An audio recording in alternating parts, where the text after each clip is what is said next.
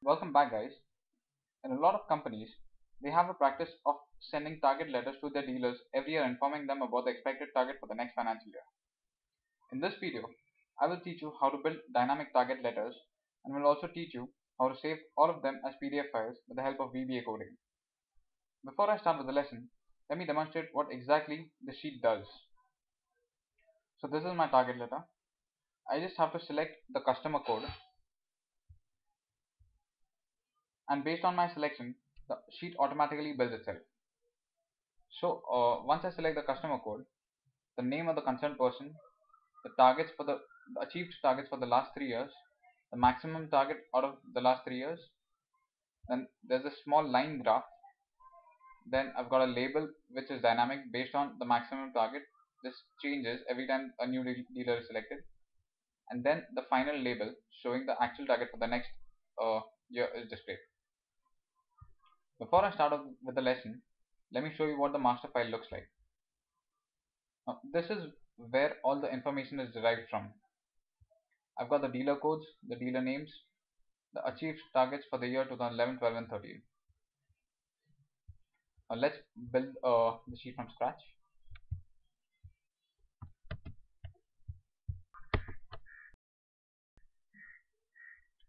First of all, I need a heading for my letter, and that's going to be something like target letter for financial year 2014. Now I don't like the idea of using merge and center, so there's a workaround. You can go to format cells, under alignment tab, select center across selection, press OK. Now give it a nice color, increase the font size. The next step is we need a customer code. So write customer code, and in this cell, in cell B2, I need a data validation list. So to do that, I'll go to the master sheet, I'll select this range, go to the name box and give it a name, something like code, enter. So you can see it in the name box, the new name is available here, which I'm going to use in my dynamic my data validation list. So to set up a data validation list, go to the data tab, under data validation, click on data validation again, allow a list, and to paste the name, you can use the shortkey F3 and select the name which you just created right now. Okay. So now you have your dealer codes available. Then we want the name of the dealer. Now this is a regular VLOOKUP. So VLOOKUP, what's your lookup value? The lookup value is the customer code. Table array is this, comma 2, because the names are coming from the second column of the selection, comma 0, because we're looking for an exact match, enter. Then you can write something like, dear sir, below stated are the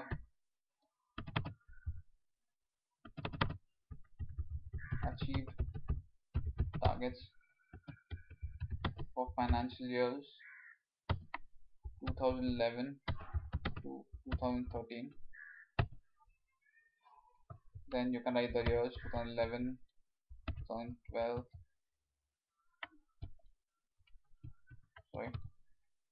2013, and then you need your maximum achieved target. Maximum targets. Now you again need a VLOOKUP. What's your lookup value? This is the lookup value. Press the F4 key to lock it in all directions. A table array, whole table. Now achieved target for 2011 is going to come from the third column.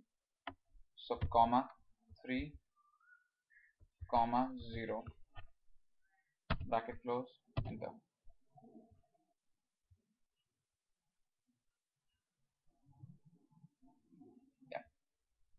So you'll have to copy the same formula and paste it in the remaining 2 years, and you just have to change the column index number to 4 and then to 5,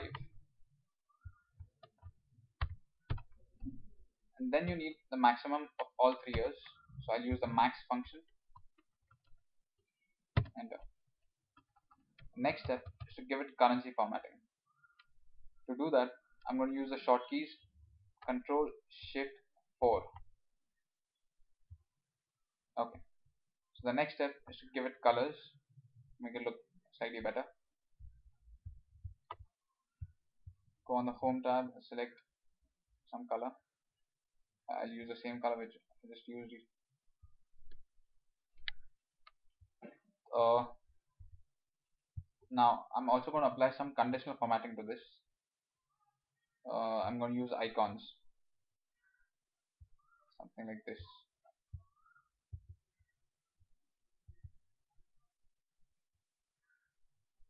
Okay. Now based on this little construction, I need a line graph. So I'll select this. I'll use the shortkey Alt F1 for applying the default chart. Delete this. I don't need all this. Then I'll select a different chart type. I'll select a line chart. Okay. I'll readjust the size and I'll put it over here.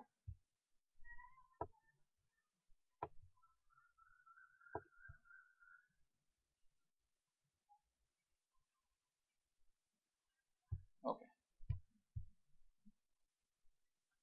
Now next we want a dynamic label that will change based on the value which is placed in cell E9.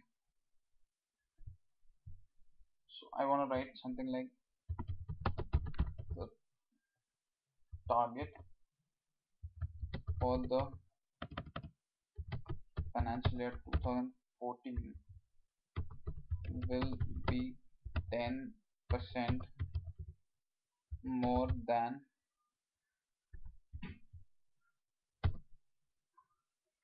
maximum achieved target, and then I want this value to be visible in this label. First I'll go and use the merge and center if you want, but I normally use the chart 10 function. I'll show you how it works. Now I'll see what is the last word that can fit inside this this range, that is maximum probably. So I'll go put it in inverted commas till maximum.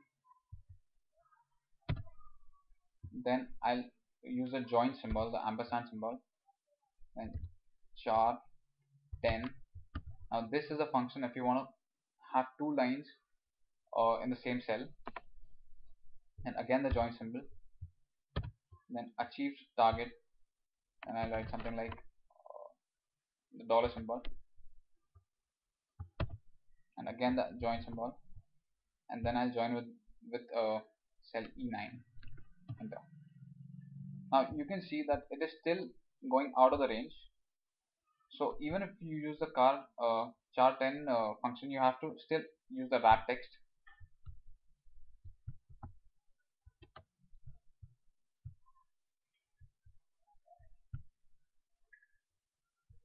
Okay, so now it's working fine. And then we need another label that states the target for the next financial year, that is 10% more on this value. So again I'll write something like target for financial year 2014 is dollars, and then I'll again join it with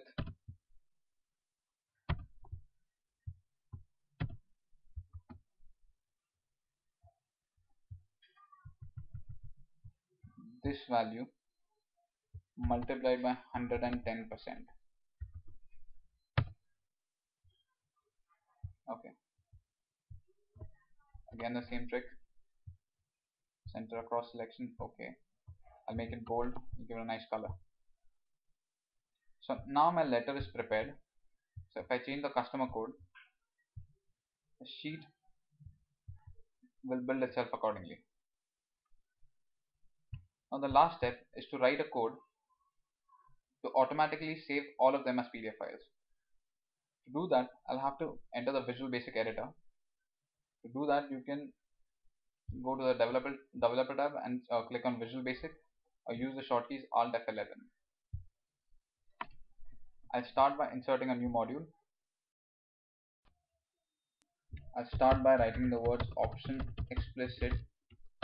This is going to force me to dim all my variables that I'll be using in the code. Then I'll give the sub a name, sub save as PDF. This can be anything you want. The next step is to dim all the variables that you'll be using.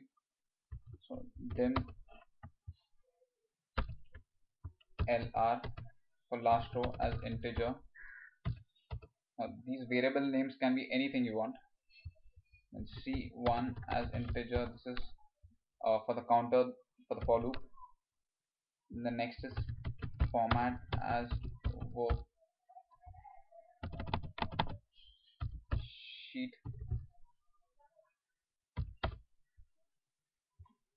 Then master as worksheet again. Then decode for dealer code as string. This is the variable where the dealer codes are going to be stored, or the customer codes. Then next is path as string. Now this is the variable where the path to the folder where the PDF files are going to be stored is going to be stored.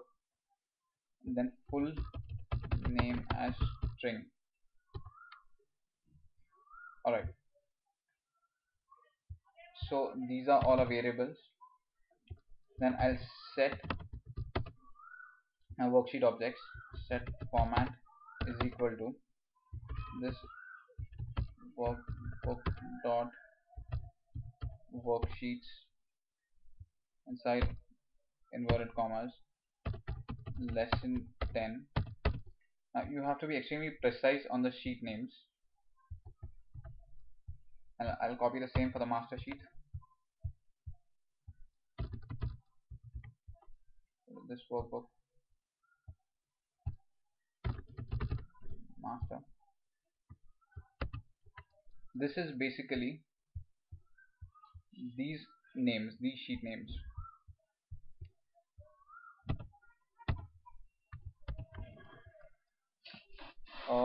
Then the next is to store the path in this variable.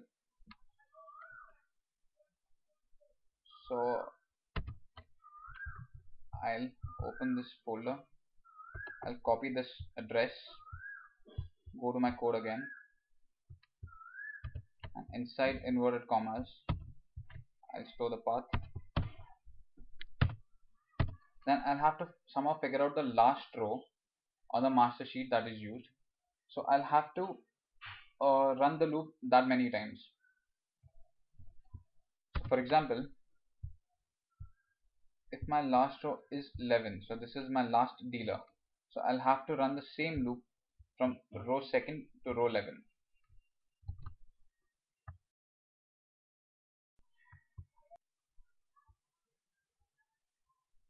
lr is equal to master dot cells rows dot count column index number column number 1 dot end excel up dot row. So this little construction will help us find out the last row, which we're going to use in the for loop. For counter 1 equals 2 to lr next c1. So this is the closing statement for the for loop. So I'm going to run the same loop from row number 2 till the last row of the master sheet. Then we'll have to store the dealer code in this variable dcode equals master dot cells. Now the row index is going to be this variable c1 because this is going to increment by 1, and column index number is a. So this is where our dealer codes are stored. Then on the format sheet, cells, row index number is 2, column index number is again 2, or you can write b dot value is equal to decode. So this variable will be stored on the format sheet in cell E2. And the next line of code is going to be full name is equal to path joined by the dealer code. Now you can debug one line at a time and see what's happening by using the F8 key.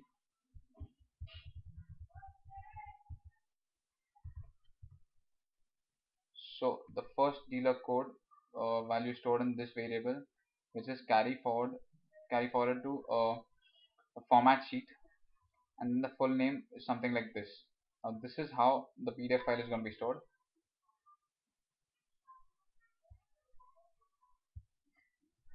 Alright, then we have to write a statement to save it as PDF. So active sheet dot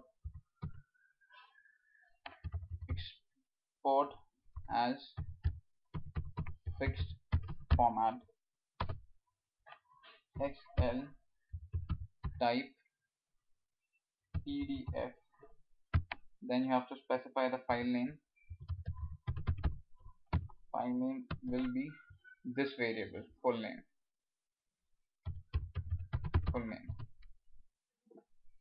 Alright, and once this whole loop runs, we want a message box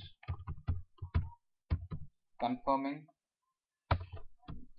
that all files are saved. VB OK only, and the title is going to be something like save as PDF. Alright, so this is the whole code. Now we'll try it out. On this sheet, I'm going to insert a small shape to which I'm going to assign the macro to. Right click, assign macro. This is the macro. Now if you observe, this folder is currently empty. So to execute the macro, I'll just press this button, and you can see here it's saving for all the dealers.